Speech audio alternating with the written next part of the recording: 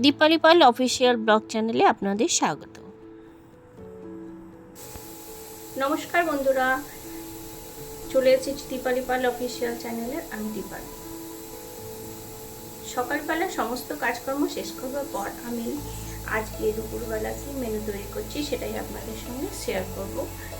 আমি আজকে বর্ষার প্রিয় মাছ ইলিশ দিয়ে 3 রকমের রেসিপি তৈরি করব। সেটাই কীভাবে তৈরি করব সেটাই আপনাদের সঙ্গে শেয়ার করব।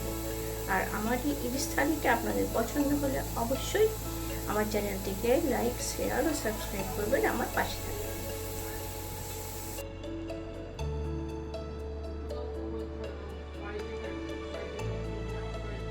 সকালে সমস্ত কাজকর্ম করে তারপর রান্না করে চলে আসলাম। প্রথমে কিছু বাজার আনা হয়েছিল আগের দিন, সেইগুলো আমি আগে গুছিয়ে নেব। প্রথমে তেলের প্যাকেটগুলো কেটে তেলটা জায়গা মতো রেখে দিলাম। একটা হাউসওয়াইফের সারাদিনে নানান রকম কাজকর্মের সাথে সমস্ত কিছু করে এই ব্লগ চ্যানেলে ব্লগ করা বা নানান কাজকর্ম করে পাশে সময় বের করে এই সব আপনাদের সঙ্গে কিছু গল্প করা আর কিছু কাজ করা আমার মনে হয় খুবই ধৈর্য আর সময় সাপেক্ষ ব্যাপার। সমস্ত তেল ঢেলে নিয়ে বাসনগুলো গুছিয়ে নিয়ে ধোয়া বাসনগুলো, তারপর দেখুন দুটো ছোট সাইজের ইলিশ মাছ ছিল, সেইটা দিয়ে আমি কেটে ভালো করে ধুয়ে পরিষ্কার করে নিলাম। ভালো করে কেটে নিয়ে তারপর আমি আলাদা আলাদা ভাগে ভাগ করে নিচ্ছি। যেটা দিয়ে যে জিনিস তৈরি করব সেইগুলো আমি আলাদা করে নিচ্ছি। প্রথমে মাছের পেটিগুলো আর লেজগুলো আলাদা করে নিচ্ছি। লেজের থেকে আমি ছোট ছোট করে টুকরো করে নিয়েছি।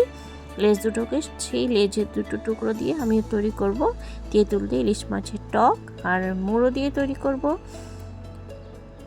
কচু দিয়ে ইলিশ মাছের মুড়ো দিয়ে তরকারি।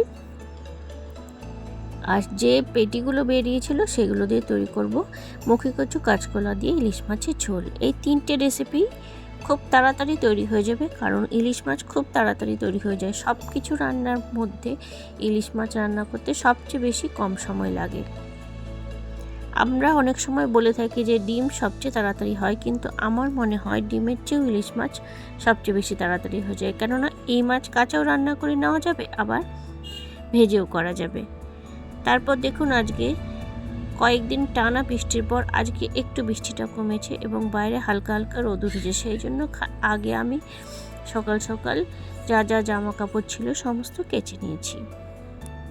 আজকে চারিদিকটা একটু শুকনো হয়েছে, যেহেতু বৃষ্টিটা একটু থেমেছে। বৃষ্টি কার না ভালো লাগে, পুজোর সময় একদমই ভালো লাগে না, যেহেতু কিছুদিন পরেই পুজো চলে আসছে। তারপর সমস্ত কিছু একটু বাইরের দিকে ঘুরে আর সমস্ত বাইরে সামান্য একটু কাজকর্ম করে তারপর আবার চলে আসলাম রান্নাঘরে।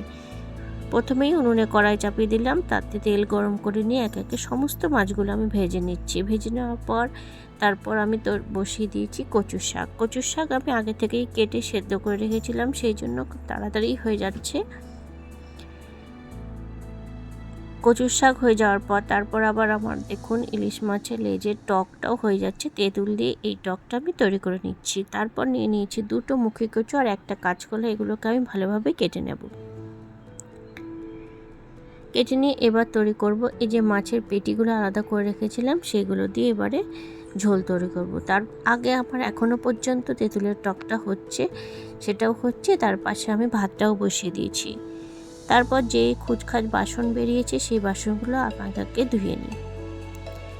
রান্নার ফাঁকে ফাঁকে যা বাসন পড়ে সেগুলো যদি ধুয়ে নেওয়া যায় তাহলে রান্নার কাজটা খুব তাড়াতাড়ি হয়ে যায়, তারপর পরে খাওয়া দাওয়াটাও খুব সময় মতো হয়ে ওঠে। সকল মানুষকেই দুটোর মধ্যে দুপুরের খাওয়া দাওয়া করা প্রয়োজন, কিন্তু যাদের হয়ে ওঠে না, অফ সময় হয়ে যায়, তাহলে দেখবেন নানান রকম সমস্যা হয়। কিন্তু আমি চেষ্টা করি যতটাই কাজ থাকুক, কিন্তু দুটোর মধ্যে যাতে আমি সকলকে খাবারটা দিতে পারি, সেই জন্যে যতটা তাড়াতাড়ি হয় সেভাবে আমি কাজকর্মগুলো করার চেষ্টা করি। আপনাদের যদি আমার এই ছোটো ছোটো ডেইলি ব্লগগুলো পছন্দ হয়ে থাকে তাহলে আপনারা অবশ্যই আমার চ্যানেলটিকে সাবস্ক্রাইব করবেন, আমার পাশে থাকবেন, আর খুব ভালো লাগলে অবশ্যই শেয়ার করবেন। আপনাদের সহযোগিতার জন্যই আমি এই কাজটাকে এগিয়ে নিয়ে যেতে পারবো। তারপর দেখুন আপনাদের সাথে কথা বলতে বলতে সমস্ত কাজকর্ম করে আমার রান্নাও হয়ে গেল আর আমি থালাটাও সাজিয়ে নিলাম। আপনারা দেখে বলুন আপনাদের কেমন লাগলো, আর ভালো লাগলে অবশ্যই কমেন্টে জানান। এভাবেই আমার তৈরি হয়ে গেল আজকে সমস্ত রেসিপি ইলিশ মাছের থালি। ধন্যবাদ।